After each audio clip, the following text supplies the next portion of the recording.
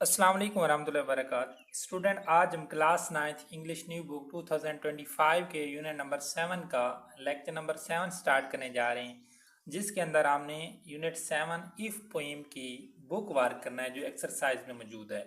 तो पहले इस यूनिट के हमारे 6 लेक्चर हो गए हैं। ये हमारा 7 लेक्चर है जिसके अंदर हम इस यूनिट की बुक वर्क को हल करने जा रहे हैं। तो शुरू करते हैं। ग्लोसरी है स्टूडेंट। तो पहला लफ्ज़ हमारा है इम्पोस्टर। इम्पोस्टर के जो मीनिंग्स होते हैं स्टूडेंट, वो होता है बहरूपिया या धोखेबाज। A person who pretends to be somebody else in order to trick people. A person एक ऐसा शख्स होता है इम्पोस्टर, who pretends जो जहर करता है, to be somebody किसी के लिए, somebody else किसी दूसरे, in order to trick people दूसरे लोगों के साथ ट्रिक करने के लिए, धोखा देने के लिए। ये वो शख्स होता है जो दूसरे लोगों को, किसी भी शख्स दूसरे को धोखा देता है, उसके साथ कोई ट्रिक करता है, तो इस शख्स को इम्पोस्टर कहते हैं। दूसरा हमारा वर्ड है नेव। डिसनेस्ट मैन आर अ बॉय। ये भी एक धोखेबाज बंदा होता है, धोखेबाज शख्स को कहते हैं, जो कि डिसनेस्ट होता है, गैर दयानतदार होता है, आदमी होता है या लड़का होता है। स्न्यू, स्न्यू कहते हैं स्टूडेंट कुवत को या पट्ठे को। A strong band of tissue, यानी कि टिश्यूओं का जो एक टिश्यू जो बॉडी के अंदर होते हैं, उनका जो स्ट्रांग बैंड होता है, एक मजमुआ होता है, उसको स्न्यू कहते हैं। इन अ बॉडी, जिस्म के अंदर, that join muscle to a bone, जो कि मसल होते हैं, join muscle to a bone, हड्डी के साथ जो मसल को ज्वाइन करते हैं उसे स्न्यू कहते हैं। स्टूप, स्टूप मीन्स स्टूडेंट झुकना, मुड़ना नीचे को। To bend your body forwards and downwards, अपनी बॉडी को झुकाना, फॉरवर्ड आगे, एंड डाउनवर्ड्स और पीछे या नीचे। ट्रिम्फ कामयाबी। A great success, achievement or victory, एक अजीम कामयाबी, अचीवमेंट हासिल, आर विक्ट्री या फतह। विर्चू नेकी, बिहेवियर आर एटीट्यूड, रवैया या attitude that show high moral standard, जो कि आला अखलाकी मेयार को ज़हर करता है, वो हमारा विर्चू नेकी। तो स्टूडेंट, हमने इस सारे यूनिट के सारे चैप्टर के जो वर्ड्स मीनिंग हैं और सिनोनिम्स, ये हमने लेक्चर नंबर 2 और 3 के अंदर किए हुए हैं। तो आपने जो सिनोनिम्स वाला क्वेश्चन है लेक्चर नंबर 3 से देख लेना। वो सारे सिनोनिम्स, तमाम अल्फाज के जो आपकी यूनिट के अंदर मौजूद हैं, उनके सिनोनिम्स मैंने उधर करवा दिए हैं। तो आपने सिनोनिम्स ये वाले भी कर लेने हैं, लेकिन आपने जो सही तैयारी करनी है वो लेक्चर नंबर 3 से करनी है। वो हमारा सिनोनिम्स का कंप्लीट लेक्चर हो चुका है। रीडिंग एंड क्रिटिकल थिंकिंग है स्टूडेंट, ये हमने लेक्चर नंबर 4 के अंदर हमने क्वेश्चन वगैरह कर लिए हैं, तो ये आपने उधर से करने हैं। इसके बाद वोकेबलरी है। वोकेबलरी कंटेक्सचुअल क्लू है। Contextual clue is a piece of information और detail within a text that helps the reader understand the meaning of a word, a phrase or a passage. A contextual clue, student, जो contextual clue होता है, ये होता है सियाक व सबाक के हवाले से जो हमें सुराग मिलता है, जो पैंट होता है, उसे contextual clue कहते हैं। ये सियाक व सबाक is a piece of information, ये इंफॉर्मेशन का एक ऐसा टुकड़ा होता है, आर डिटेल या डिटेल होती है, विद इन अ टेक्स्ट, सबक के अंदर इंफॉर्मेशन का ऐसा टुकड़ा है या डिटेल है, दैट हेल्प्स द रीडर, जो कि कारी की मदद करती है, अंडरस्टैंड समझने में, the meaning of a word, अल्फाज के मैनी समझने में, अ फ्रेज फ्रेज समझने में, और अ पैसेज या पैराग्राफ समझने में। तो ये बच्चे हमें समझ आ रही है कि जो कंटेक्सचुअल क्लू है, ये वो डिटेल होती है सबक के अंदर, टेक्स्ट के अंदर, जो कोई कारी को अल्फाज मैनी समझने में मदद देती है, फ्रेज समझने में मदद देती है, या पैराग्राफ समझने में मदद देती है। Contextual clue can be found in the sentences surrounding the unfamiliar word or concept and can include definitions, examples, statements, or descriptions that clarify its meaning. Contextual clue can be found, इसको पाया जा सकता है, तलाश किया जा सकता है, इन सेंटेंसेस, सेंटेंसेस के अंदर, सराउंडिंग द अनफेमिलियर वर्ड, गैर फमिलियर यानी कि गैर मशहूर अल्फाज के इर्द गिर्द, आर कंसेप्ट या तस्वर, एंड कैन इंक्लूड, और इसको शामिल किया जा सकता है, डेफिनेशन को, एग्जाम्पल मिसालों को, स्टेटमेंट्स वजाहत को, आर डिस्क्रिप्शन या इसकी वजाहत को दैट क्लैरिफाई इट्स मीनिंग, जो कि इसके मीनिंग्स को वाज़ेह करती है। If you can dream and not make dream your master, अगर आप ख्वाब देखते हैं लेकिन वो ख्वाब आपके आका ना बने, आपके मास्टर ना बने। इफ़ यू कैन थिंक, अगर आप सोचते हैं, and not make thoughts your aim, और वो सोचें आपका मकसद ना बने। If you can meet with triumph and disaster, अगर आप कामयाबी और नाकामी दोनों से मिलते हैं। And treat those two impostor just the same, और इन दोनों इम्पोस्टर को, धोखेबाजों को एक ही तरीके से आप डील करते हैं। अच्छा स्टूडेंट, जो हमने स्टैंजा पढ़ा है ये अब उसको एक्सप्लेन कर रहा है। The words not make dreams your master, वो कहता है कि ये जो अल्फाज हमने पढ़े हैं, not make dreams your master, कि ये आपके आका नाम बने। इन दी फर्स्ट लाइन, पहली line of the stanza, stanza की पहली लाइन के अंदर जो हमने ये अल्फाज पढ़े हैं, not make dreams your master, may not make seen at first, वो कहता है कि ये शुरू में हो सकता है कि इस सेंस को ना उजागर करें। The significance of the stanza is revealed bye its context, वो कहते हैं कि जो सिग्निफिकेंस है, अहमियत है स्टैंजा की, इज रिवील्ड ज़ाहिर होती है बाय इट्स कंटेक्स्ट, इसके कंटेक्स्ट से, which stresses the need of keeping control over one's goal, which stresses जो कि जोर देती है, the need of keeping control, control रखने की ज़रूरत पर, और वंस गोल्स, किसी के गोल्स के ऊपर, एंड रिफ्यूजिंग, और इनकार करती है, to let them rule one's life, and refusing, और इनकार टू लेट दैम, किसी के लिए, रूल्स वंस लाइफ, के वो किसी दूसरे की ज़िंदगी के ऊपर रूल करें, हुकूमत करें। अब ये बच्चे में इस से समझ आ रही है कि जो स्टैंजा की अहमियत है वो उस वक्त ज़ाहिर होती है उस लाइन से, जो कि ये ज़ाहिर करती है कि कोई दूसरी चीज़ आपके गोल्स के ऊपर बादशाहत ना करे, हुक्मरानी ना करे। जैसे कि उसने ऊपर बयान किया कि not make dreams your master, कि आपके जो ख्वाब है वो आपके ऊपर हुक्मरानी ना करें, आप जो ख्वाब देखते हैं वो आपकी आका ना बने। तो ये उस अहमियत को, स्टैंजे की अहमियत को ज़ाहिर कर रहा है। The poem makes the point that although having aspirations and desires is vital, it's also critical to be grounded and realistic while working towards those goals. The poem makes the point that, जो नज़म है वो इस point को बनाती है, although गर्चे having aspirations, कि अपनी उमंगें, ख्वाहिशात आप रखें, उनको बनाएं, एंड डिज़ायर्स इज़ वाइटल, और जो आपके डिज़ायर हैं वो इरादे हैं ये भी ज़रूरी हैं। It's also critical to be grounded and realistic, ये भी ज़रूरी है कि आप ग्राउंडेड रहें, ज़मीन से जमे रहें, एंड रियलिस्टिक, और हकीकी तौर पर, while working toward those goals, और इन अपने गोल्स के लिए काम करते रहें। अब ये वो चीज़ ज़ाहिर कर रहा है कि आप अपनी उमंगें भी रखें, आपकी ख्वाहिशात भी आपके अंदर होनी चाहिए, आपके इरादे भी ज़रूरी हैं, लेकिन ये ज़रूरी है कि आप ग्राउंडेड रहें, आपके पाँव उखड़ ना जाएं, ज़मीन से उखड़ ना जाएं, आप बिल्कुल इस की हवा में ना आ जाएं, और रियलिस्टिक ये लाजमी है, हकीकी है। और जो आप while working toward those goals, उन गोल्स के लिए काम करते हुए आपके पाँव उखड़ ना जाए। अब ये बात हमें समझा रहा है not make dream your master, कि अगर आप अपने गोल्स के लिए काम कर रहे हैं तो ठीक है, आप काम करें, लेकिन ये ना हो कि इनके पीछे आप के पाँव भी ज़मीन से उखड़ जाएं, आप अपने आप को भूल जाएं, या आप ग्राउंडेड ना रहें। ये रियलिस्टिक चीज़ है कि आप अपने लिए काम करें, लेकिन ये काम या ये आपके जो ख्वाब हैं ये आपके आका ना बने, ये आपको कंट्रोल ना करें, बल्कि आप इनको कंट्रोल करें। इसके बाद बच्चे हमारा identified the figure of speech and right it's type against each sentence, वो कहते हैं इस स्पीच को पढ़ें और जो सेंटेंस है इसके मुतालिक हमें बताएं कि इसकी क्या टाइप है।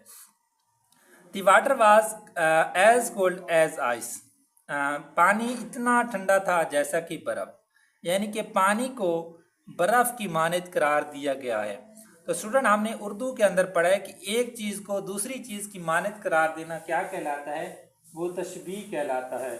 ये हमारा सिमिली है, तशबीह को इंग्लिश में सिमिली कहते हैं। तो यहाँ पर पानी को आइस करार दिया गया है, आइस की मानद करार दिया गया है। The car was moving as slowly as snail, car इतनी आहिस्ता हरकत कर रही थी जैसा कि घूंगा, यानी कि कार को घूंगे की मानद करार दिया गया है। तो ये हमारी तशबीह होगी, इसको सिमिली कहते हैं इंग्लिश में।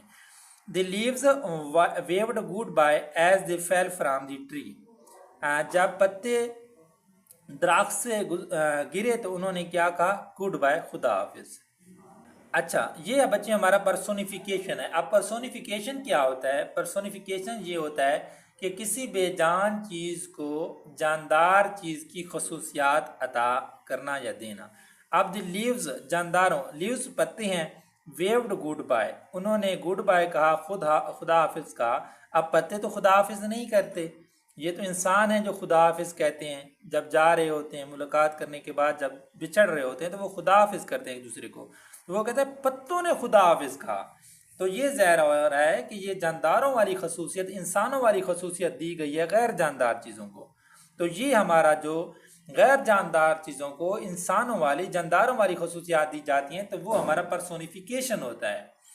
And the waves leaves waved goodbye as they fell from the tree. जब दरख्तों से पत्ते गिरो तो उन्होंने गुड बाय कहा, खुदा हाफिज का। तो ये क्या है? खुदा हाफिज तो इंसान कहते हैं, जानवर जानदार चीज़ें कहती हैं, तो ये बेजान चीज़ को इंसानों वाली खसूसियत दी गई है, तो ये पर्सोनिफिकेशन कहलाता है। The alarm clock screamed at me, जो अलार्म क्लॉक थी वो स्क्रीम्ड एट मी, मेरे ऊपर चीखी। अब चीखना क्या होता है? चीखना तो होता है कोई एक शख्स या एक बंदा दूसरे के ऊपर चीखता है, चिल्लाता है। अब वो कहते हैं अलार्म क्लॉक, एक बेजान चीज़ मेरे ऊपर चीख रही थी। तो ये क्या है? एक बेजान चीज़ को जानदारों वाली खसूसियात दी गई हैं, तो ये भी हमारा पर्सोनिफिकेशन है। His temper was volcano ready to erupt. His temper, उसका मिजाज, वाज अ वोल्केनो, एक आतिश फिशां था, रेडी टू इरप्ट, जो फटने के लिए तैयार था। अब बच्चे ये है हमारा मेटाफोर। मेटाफोर कहते हैं इस्तिआरा को। अब उसने उसके मिजाज को इस्तिआरा इस्तिआरा के तौर पर इस्तेमाल किया वोल्केनो से, कि उसका मिजाज वोल्केनो था, उसका मिजाज एक आतिश फिशां था। तो वोल्केनो यहाँ पर इस्तिआरा है, हमारा मेटाफोर है। हिज टेम्पर वाज वोल्केनो, उसका मिजाज एक आतिश फिशां था, रेडी टू इरप्ट, जो कि फटने के लिए तैयार था। तो ये हमारा मेटाफोर होगा। हर लाफर वाज आ स्वीट सिम्फनी, हर लाफर, उसका कहका, वाज स्वीट सिम्फनी, एक दिलकश अंदाज में था, मीठे अंदाज में था, एक मौसीकी के अंदाज में था। अब उसके लाफर को एक स्वीट सिम्फनी के साथ मैयर किया गया है, तो ये भी हमारा मेटाफोर होगा, इस्तिआरा होगा। Fill in the blanks with appropriate conjunction or transitional devices.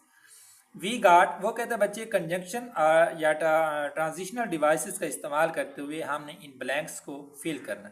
We go to the garden, हम बाग की तरफ गए, dash plant trees, and plant trees की तरफ। तो यहाँ पर हमने एंड कंजंक्शन लगाना है। He studied hard but he failed in the exam, वो सख्त मेहनत करता है लेकिन फिर भी वो एग्जाम के अंदर नाकाम हो जाता है। इट वॉज हॉट आउटसाइड, बाहर बहुत गर्मी थी। So we went back to our home, इसलिए हम अपने घरों की तरफ वापस आ गए। शी वॉज टायर्ड, वो थकी हुई थी। Yet she did not give up the work, लेकिन फिर भी उसने अपना काम तर्क नहीं किया।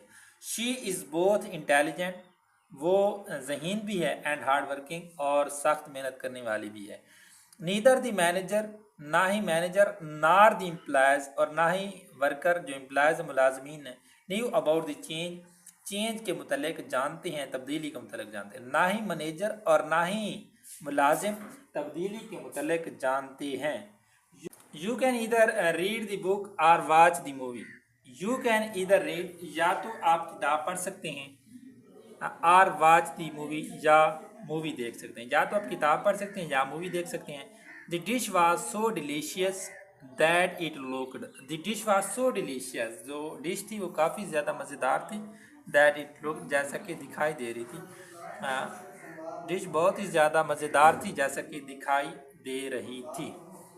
बी पोर्शन है, rewrite the given sentences by adding conjunction to them. वो कहते हैं बच्चे कि आपने सेंटेंसेस को दोबारा लिखना है बाई एडिंग कंजंक्शन, और उनके अंदर कंजंक्शन हरूफ रब्त जो होते हैं उनको ऐड करना है। You can have ice cream for dessert, आप मीठी चीज़ खाने के लिए आइसक्रीम रखते हैं। बच्चे डेसर्ट, स्टूडेंट जो डेसर्ट होता है वो होता है खाना खाने के बाद जो मीठी चीज़ खाते हैं उसको डेसर्ट कहते हैं। तो वो कहता है आपके पास मीठी चीज़ के लिए आइसक्रीम है, you can have cake for dessert, या आपके पास केक है। तो हमने इस सेंटेंस को किस तरह लिखना है, you can have ice cream or cake for dessert, यानी कि हमने इसके अंदर कंजंक्शन इस्तेमाल किया है or. You can have ice cream or dessert for or dessert or cake for dessert. He was tired he continue to work, वो थक चुका था, बट यहाँ पर हम इस जो कंजंक्शन है बट का इस्तेमाल करेंगे, but he continue to work. They did not have enough money they could not buy the ticket, they could not have enough money so they could not buy the ticket, उनके पास काफ़ी रकम नहीं थी इसलिए उन्होंने टिकट ना खरीद सकी। You should wear a coat, आपको एक कोट पहनना चाहिए, because it is cold outside, क्योंकि बाहर का जो मौसम है वो ठंडा है। The restaurant serves delicious food, जो रेस्टोरेंट है होटल है वो मज़ेदार खानों को सर्व करता है। The restaurant has great service and, the restaurant की जगह हमने स्टूडेंट एंड लिखना है, एंड हैज़ ग्रेट सर्विस, और इसकी जो खिदमात हैं वो ग्रेट हैं। सी पोर्शन है right story of your own choice by using traditional devices and conjunction, ये बच्चे हम स्किप कर रहे हैं इसको। ओरल कम्युनिकेशन स्किल है, ये भी स्टूडेंट आपने इसको रीड कर लेना है, इसको भी मैं इधर स्किप करने जा रहा हूँ। Read the following dialogue and practise it with your friend by taking turn, ये स्टूडेंट आपका डायलॉग पढ़े, आपने इसको अच्छी तरह से रीड कर लेना है।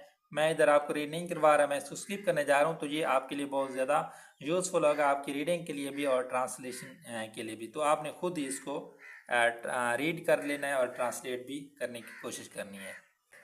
C portion student compose and recite your own poem, rest of the class will listen attentively and provide feedback on quality of recitation, discuss them for research writing skill. The process of paraphrasing involves using new words to repeat what has been written or said in a more simplified and uncomplicated from that facilitate understanding the original idea। ये बच्चे आपने खुद इसको reading करना है और इसको समझने की कोशिश करनी है। समरी राइटिंग है स्टूडेंट, समरी वो समरी की डेफिनेशन कर रहा है कि समरी क्या होती है। A summary is a concise paragraph, एक concise पैराग्राफ होता है that discusses a text or a poem, जो कि टेक्स्ट को या नज़म को डिस्कस करता है। It explains the poem's central idea, ये नज़म के मरकजी ख्याल को डिस्कस करता है। Remember that summary is a short paragraph covering the whole theme of the text, आपने इस बात को याद रखना है कि जो समरी है शॉर्ट पैराग्राफ होती है, एक मुख्तसर पैराग्राफ होती है, covering the whole theme of the text, जो कि टेक्स्ट के मुकम्मल मरकजी ख्याल को कवर कर रही होती है। इसके बाद वो नीचे रूल्स लिखता है, rules for summary, read the text poem, नज़म के आपने टेक्स्ट को पढ़ना है, underline the key words and find their synonyms also, आपने जो इसके मरकजी वर्ड्स हैं, अहम अल्फाज हैं, उनको अंडरलाइन करना है और इसके बाद इनके सिनोनिम्स मुतरादिफ ढूंढने हैं। Understand the theme of the poem text, आपने इस नज़म के टेक्स्ट का जो मरकजी ख्याल है उसको समझने की कोशिश करनी है। Now write a concise paragraph by adding synonyms of the key words and adding new words related to the text poem, और इसके बाद आपने न्यू वर्ड्स को भी ऐड करना है जो कि टेक्स्ट से रिलेटेड हैं। आगे वो कहता है student read the poem stopping by words on a snowy evening by Robert Frost, here is a summary of the poem. इसके बाद वो स्टूडेंट कह रहा है कि जो रॉबर्ट फ्रॉस्ट की जो पोएम है stopping by words on a snowy evening, जो कोर्स चेंज होने से पहले आपके बुक का हिस्सा थी, इफ पोएम की जगह पहले यही पोएम हुआ करती थी आपकी बुक के अंदर, stopping by words on a snowy evening, student इसी पोएम की समरी तैयार किया करते थे। अब उन्होंने चेंज करके आपके लिए एक नई चीज़ लेकर आए हैं, इफ पोएम। पहले वाले स्टूडेंट यही समरी तैयार किया करते थे और उनके लिए यही रॉबर्ट फ्रॉस्ट की पोएम थी, लेकिन अब चेंज करके आपके लिए कोई नई चीज़ लेकर आने के लिए उन्होंने इसको तब्दील किया है और लेकर आए आपको नया इल्म देने के लिए, नई तालीम देने के लिए इफ पोएम। तो यहाँ पर मैं इसको स्किप कर रहा हूँ, आपने इसको रीड कर लेना है। जी स्टूडेंट, तो अभी तक ये हमारी समरी ही चल रही है सारी, ये यहाँ पर आकर एंड हो रही है। If stopping by words on a snowy evening poem की बाय रॉबर्ट फ्रॉस्ट की, एंड पर वो बी पोर्शन हमारा है right the summary of the poem if, वो कहता है आखिर पर कि आप भी इफ समरी की, इफ नज़म की समरी लिखें। तो यह स्टूडेंट हम पहले ही ऑलरेडी ही कर चुके हैं। हमने लेक्चर नंबर 5 के अंदर इफ पोएम की समरी इंतहाई अच्छे अंदाज में कर ली है, वो आपने उधर से समरी देख लेनी है। लेक्चर नंबर 5 है हमारा, वो बहुत ही अच्छी और कॉम्प्लिकेटेड और एक्स्ट्रा ऑर्डिनरी हमने समरी की है।